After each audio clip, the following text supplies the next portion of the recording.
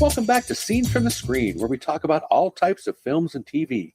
Obscure, forgotten, prestigious, rotten, from must-see to, are you kidding me? Big screen and small, we cover it all. Who knows? You might discover a new gem or be reintroduced to an old favorite. My name is Sean, and I'll be your host. As promised, we do have Hollie back. Welcome back. Thank you for having me back on. Proud to be here. Well, thank you for being here. I mean, we missed you. I'm sure you have. Well, I've been, my back has been hurting from carrying the show since your dalliances and everything. How'd the paddling go? It was fun. We paddled very well as a team. It was the first time I paddled with a all breast cancer survivor team, but we didn't make good time, but we were really great together as a team, and it was a wonderful experience. Awesome. I know you have some more coming up, so just one, I think, for you, right? The Pittsburgh? Yes. The next one for me will be Pittsburgh. Right. But they do have them in different cities. It's just, you did your allotment for those, Toronto and Akron. Yeah. The next two cities are ones that I can't go to because of work. Right.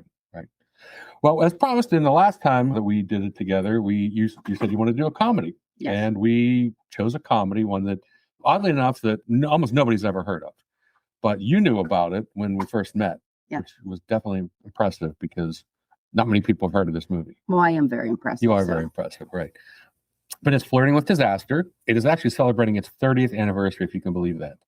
That's amazing. Isn't that weird? It's when you look back at the famous people in it, Yeah, it brings back a lot of memories. Yes. And not only that, I look back because around the time Miramax, they were firing on all cylinders with movies coming out. Now, just that year alone, did you happen to look that up at all? 96? No, I don't look at yours. I just get curious. So here are some of the movies that were out that year, other than Flirting with Disaster. They had, Don't Be a Menace to South Central While Drinking Your Juice in the Hood. That was a funny one. Jane Eyre, Emma. I loved was Emma. That year. And here comes some we like just about all of these. Beautiful Girls. That's okay. It's fun though. Yeah, it's I think that one's overrated. You got apps. Yeah, I love that line. You got apps. Yeah. From Dusk Till Dawn. Awesome movie. Yes. Swingers. Awesome movie. Scream. Yes, another good movie. And one I've never seen, won the Oscar for that year, The English Patient. I actually never saw that either, and I think the episode of Seinfeld made me not really want to watch it. I agree. It seems like a very long, drawn-out film with this. I mean, I don't know, but it's not my style. No, it absolutely is not mine either. So, but I mean, that's a hell of a lineup just for that year alone. I mean, notwithstanding, the Weinstein 30 years old. Scream is 30 years old. Oh my goodness. Yes. So, and I saw that at the theater. I did not see this. I did not see Flirting with Disaster at the theater, though. No, I didn't either. I wasn't familiar with it, which is weird because I saw a lot back then. I mean, judging those, I saw most of those in the theater that we mentioned. I think, but at the time, if you think 30 years ago, would you think the lead actors were that popular? Back then, no. Right. Well, the main character guy, he was getting popular, but I don't think they're near as famous as Ben Stiller. Yeah. Right. Ben Stiller. Right. I think that was the beginning because a couple years later, I think 2 years later, he did There's Something About Mary. I mean, he was kind of known. Right. But I mean, obviously being the son of Jerry Stiller and Ann Mira, he was, and he's funny in his own right. It's not He wasn't a Nepo baby. He does have to, he actually directed the Cable Guy. Right. In 94. So he was well known, but, and I don't know why that failed. That's why I don't think he was a draw for the movie theater. No, he he found his niche, I guess. Right. But it was written and directed by David O. Russell, who, I mean, he's well known for, I don't know if you're familiar with him. He's like Clooney. Clooney threatened to beat the shit out of him on the set of Three Kings. Oh, so he does more like action stuff? No, Three Kings. Well, he directed that. Okay, I remember that movie. With Clooney, and guess he was berating the cast and crew, and Clooney basically said he was going to punch him in the goddamn face. So apparently they kind of made amends years later, but not. He said he'd still never work with him. Clooney said he wouldn't. And he also was involved in an altercation with a star of this film, in I Heart Huckabees, who's Lily Tomlin. How can anyone be involved in? I don't know, but I guess that tensions ran high in the set. And you can actually find that one on YouTube. If I get a chance, maybe I'll put it in the link to the in the notes. But yeah, so I mean, basically, it seems like he's kind of a real fuckface. I don't know. I mean, I don't know. He's directed Amsterdam. We did see that. It was okay. Yeah, that was okay. some other films that we've seen. I can't remember offhand. It'll come to me, some of the ones he did. But so the basic premise of Flirting with Disaster, you take it. It's about a man who's confused. Him and his wife just had a baby a few months ahead of time, but they haven't named the baby because he's confused about his own identity because he was adopted. He comes from a very neurotic family, which you can see the nature versus nurture because just the way the movie pans out, but he's very neurotic and he searches for his biological parents. And that's what the movie's about, the journey for the biological parents and all the interesting people they meet along the way. Right. And, so Ben Stiller plays Mel, the main character. Mm-hmm. Patricia Arquette plays his wife.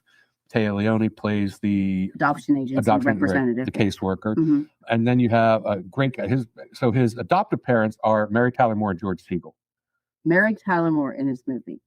That's all you can say. Well, and George Segal too. Right. He has probably our best line, which is so when they're first about to embark on their journey to San Diego. Yes. George Segal, Mel's father, says, you know what happens out there. You got to be careful out there. Right. They bump you when you're in the car, and then they make you pull over, and then they mutilate you. Mm-hmm. So something kind of happens when they go to San Diego, where there was a car pulling up next to them, and it was all misunderstanding. But Patricia Arquette, they bump you, and when you stop, they mutilate you. But when she talks to the dad, when he's telling the story about this guy he knows that happened to, she goes, "Oh my goodness, I didn't know so and so was dead." And he goes, "Who said they were dead?" She goes, "You said mutilate." And he goes, "Ah." He seems like anybody's parents. They both do. Mm-hmm. Typical New York, neurotic, stereotypic parents. Yes, yeah, like wasps almost. Mm-hmm. Like they were the waspy parents. And then along the way, they do meet. I mean, there's a whole cast of characters. I think his name's David Patrick Kelly, who was in Twin Peaks. He plays Fritz Boudreau, who they also think is his father. Yeah. Like, there's really a series where they go through where they're incorrect. So Téa Leoni's company she was only incorrect once because Fritz Boudreau was involved in the adoption. True. Yeah. The first woman dropped the baby off. Right. Right. And he actually has the second best line of that movie. When he says, when he says, they're in the semi-truck cab and you want to teach him how to drive. And they're like, well, I don't think that's a good idea. And he's like, "You ain't no bitch boy, are you, Mel?" And Ben Stiller delivers line perfectly. No, I don't believe I'm a bitch boy. Yeah. I use that line a lot because that to me that's hysterical. Yeah. And he's so flat when he says it too. "No, I don't believe I'm a bitch boy." Right. I love the way he absolutely. He's so deadpan sometimes. Mm-hmm. So they meet up with Josh Brolin's in it, Richard Jenkins, Lily Tomlin, Alan Alda. It's just such an amazing cast, and it's about an hour and a half long. It's quick. It's not a long movie. It's as long as it needs to be. Right. And that's what I miss about movies and comedies, because comedy should be no longer than an hour and 45 minutes. You better be really damn funny if you're over that, and there aren't many that are. Yeah, this movie is one that every time I watch it, when I watch movies a lot that I like, I always kind of find someone, like, you start to get used to them and you're like, "Oh, that person really isn't my favorite. This one is." But this movie, similar to another one of my favorite movies, is every time I watch it, there's a different character that I think is the best one in a positive way. Like, nobody sucks in this movie. Even the B&B lady. I love the old B&B lady. Yes. So it's just this time, I think Richard Jenkins was my favorite. Although I do love Mary Tyler Moore in it, but Richard Jenkins, I love him. It's such an offbeat movie. That's the thing. It's so, if you're looking for a straightforward comedy, like slapstick or just, it's like stupid, this is not going to be for you. No. This is a very dry, it's not even dark. It's just a very dry comedy. And again, offbeat is the only word I can use to describe it. It says black comedy. I don't necessarily consider this. Oh, no, because that would be very dark. That would be like The Menu as a black comedy. Network, or not Network, I'm sorry, Network is kind of a black comedy. Is a black comedy. Right. So this one is not. No, I think this is a straightforward comedy. It's straightforward, and it's quirky and offbeat.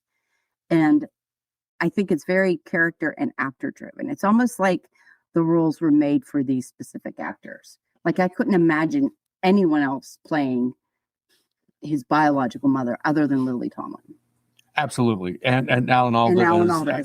And I don't know the young man's name, but he's not young anymore. But who played his biological brother. Yes, Lonnie. Yeah. Right. He was everyone is just amazing in it.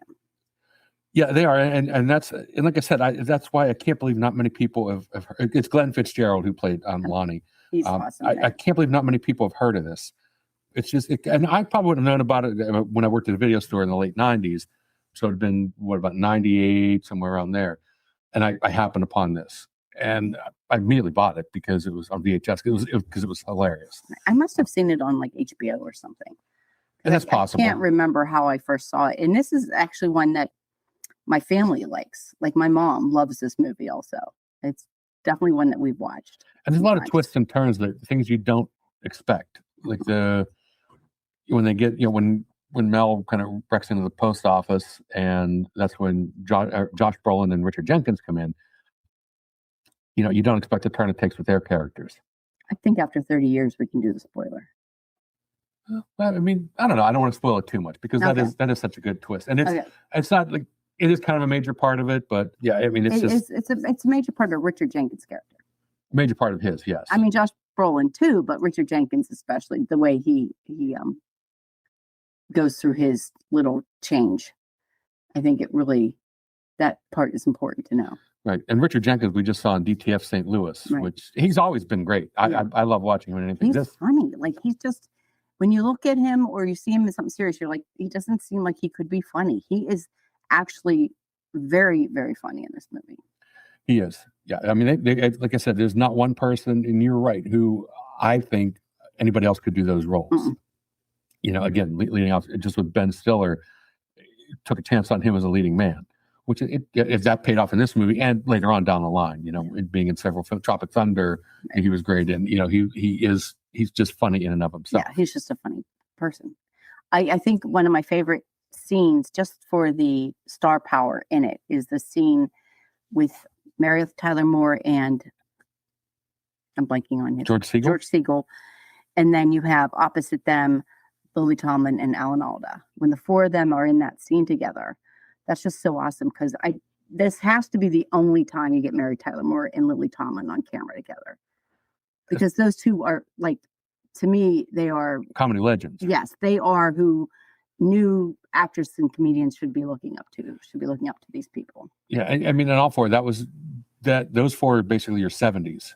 And they're still alive. All right? together. Lily is. George Segal died years ago. I always loved George Segal.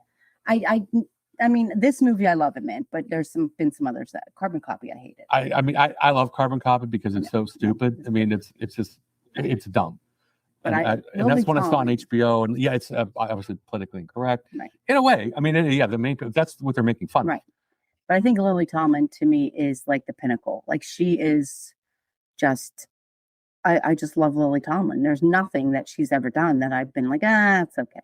She's just a funny person, and she seems so interesting and nice and lady next door with some quirkiness to her. She just seems like a really cool person. She's someone I would like to meet. She has been around a long time, and nothing is disappointing. Even, a movie that I know you've seen and we do love from, I know it's early 80s, probably 80, 81, The Incredible Shrinking Woman. Yes, she's great in that one. I would love to see that again. I have not seen that. And that's one I would watch all the time on HBO. Well, you didn't watch the show I watched. No, the Frankie not Johnny. No, I can't remember the name of it. That's terrible. I can't either. I'll look it up. You watch talking. It. Yes, she was amazing in that. She plays a very similar kind of character that she does in this movie. And I think that might be a little bit of her. Grace and Frankie. Frankie and Grace. Grace and Frankie. It's Grace and Frankie. Yeah. And the names of Alan Alda and Lily Tomlin. Their names are the Schlichtings, but they keep missing the Shit Kings. Yeah, the Shit Kings. The Shit Kings. Yeah, like I said, the script is, and David O. Russell, I think I said he wrote and directed. He wrote it too, which I mean, that was pretty talented. Yeah, it's the only thing, and it doesn't bother me, but it might bother some people, is the fact that they're from New York. So Arquette's character. Where are they? When in Arizona or somewhere when he wrecks the truck? No, they were cold. Yeah, they were cold. So it has to be somewhere up north. I can't remember exactly where it was. So they're not in New York, not anywhere near New York. They're traveling, and she runs into someone she went to high school with. Yeah, I mean, that's the one little. But again, it It didn't doesn't bother bother me. me No, it didn't because you're bother like, me. yeah, that could, in this movie, when you watch it, that could happen. It absolutely could. I mean, one time, I had worked with someone at a restaurant for a year or so, and she ended up moving to New York. So one time I was visiting Andy in New York. Mark and I were visiting Andy, and Andy lived in Brooklyn. And for the couple days we were there, for like 3-4 days, we took the same way back from breakfast every day. And the one day I said, "Oh, let's go down this street." So we went down a different street, and I saw that girl that I worked with Yeah. So a couple years before, which that was by total, right. I mean, oddity, almost, right? yeah. So So that thing could, like I said, in this movie, that kind of thing could happen, and it makes it very. It doesn't. It makes it still enjoyable. Like it's still. You're like, oh, cool. Now she has someone kind of on her side. right, where to she have almost her. didn't before. Because I, in her character, I really liked a lot too. She was sweet, She was, yeah. She was very nice to his neurotic. She was normal. She was the normal, sane. the She's the normal only one in all the entire character list who is actually just normal, and she plays it very well, which is kind of a hard one to do in that movie when you're the normal one and everyone else is kind of wacko. Absolutely, yeah, because I can't think of another. No, I mean, you're right, another normal character. Nobody's normal. And that movie, even the B&B lady. I mean, it's normal for her, but and now I after that movie, that's why I never wanted to stay at a B&B. I have to admit, and well, Parks and Rec you're not episode. good B&B people. I am not good B&B people. I would not at all enjoy that. Where there's rules set for the house. I'm not. But they have cats. They do have cats, which is nice. But too many. So that was like the episode of Parks and Rec, right? Where they go out camping, but very they end similar up B&B lady. Right, very similar almost.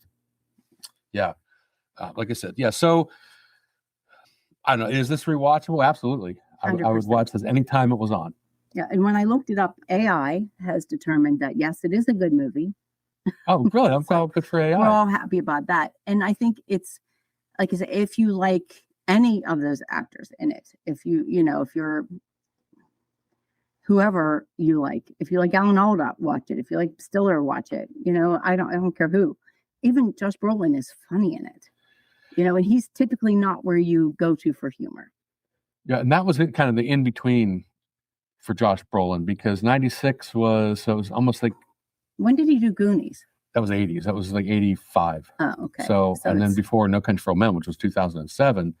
I mean, I'm sure he was in a lot, but he wasn't a big name. He was not. I mean, his dad, but he wasn't a big name. No. No, I mean, he was still good. He was, but he was, he was nowhere near. That's what I'm saying. Like the big names would be Mary Tyler Moore and Lily Tomlin, George Siegel, Alan Alda. The parents are the big names, but they're the big names for a different generation.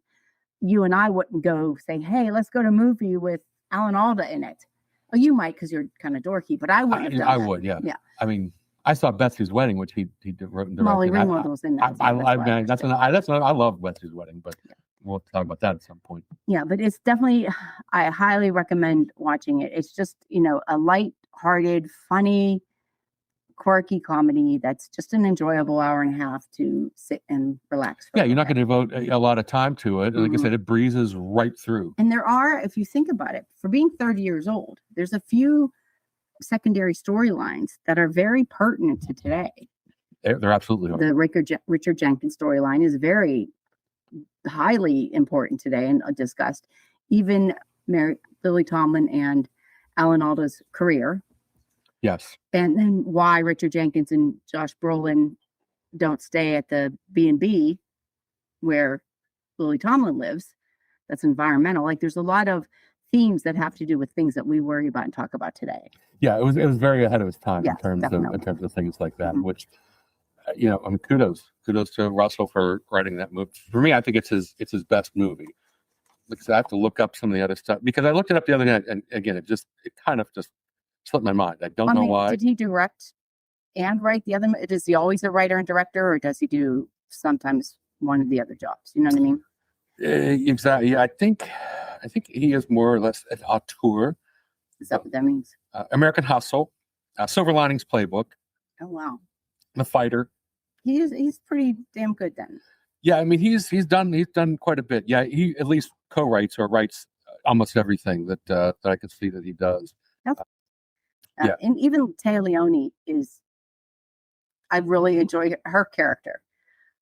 the way she's so, I don't know, she's almost more of a reflection of his adoptive parents with the neuroses and everything. I agree. And that shows, and then the differences between his adoptive parents and his biological parents are so extreme, so different, except for, I mean, they got the quirkiness to them both, but their lifestyle and everything is so different that it's just funny. It makes it funny when you have like oil and water together like that.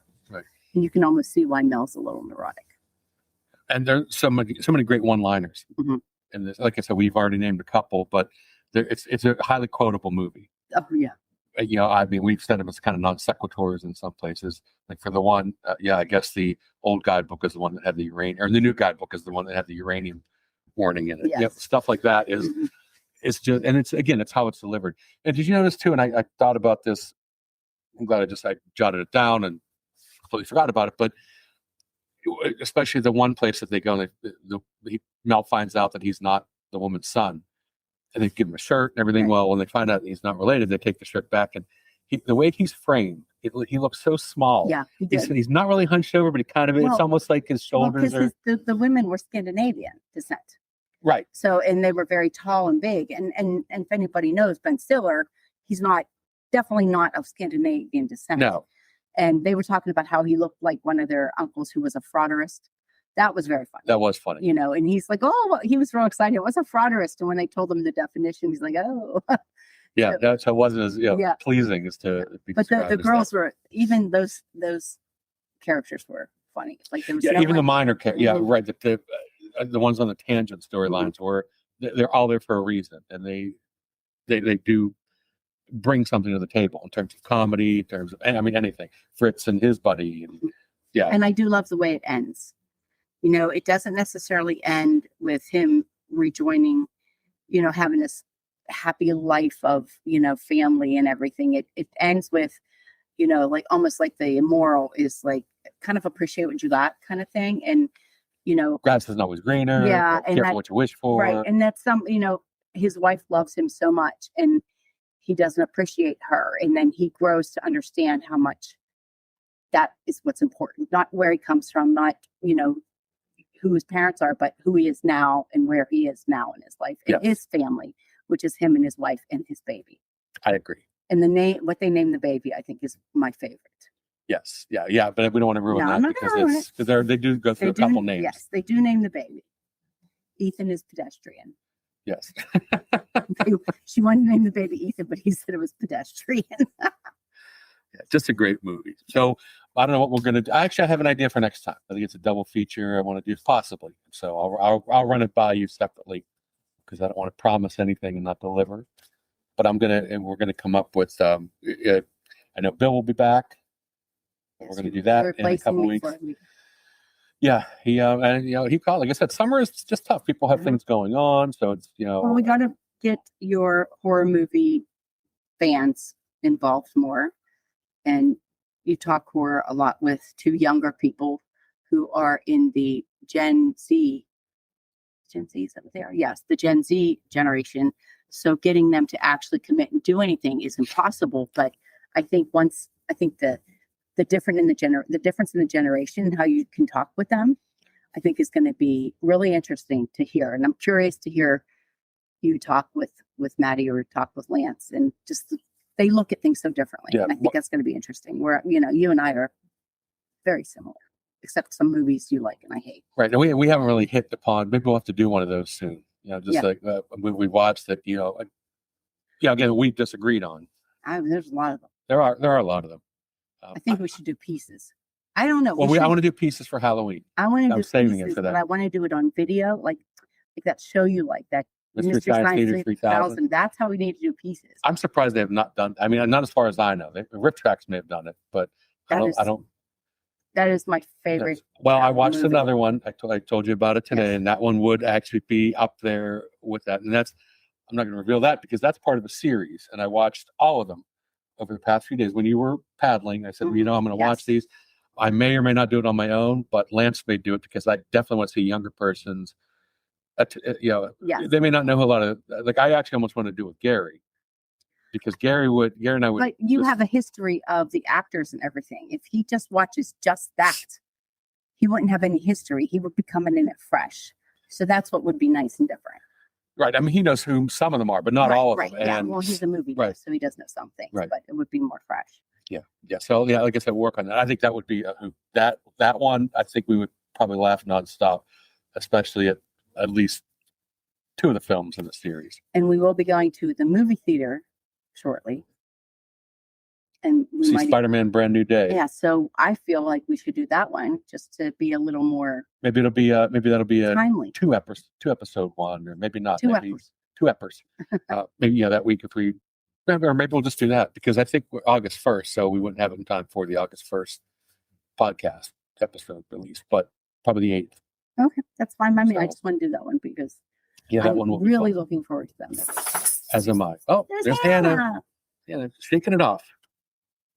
Yeah, I see you. I also want to thank you for watching this movie again. The Flirting with I'll watch it Disaster. anytime. Absolutely anytime. It just brought back a lot of the how funny that movie was and how much I really liked it. So I'm glad we watched it again. You too. That wraps up another episode, so make sure you hit that subscribe button and download new episodes every Saturday on your favorite podcast platform. For Scenes from the Screen, I'm Sean, and thanks for listening.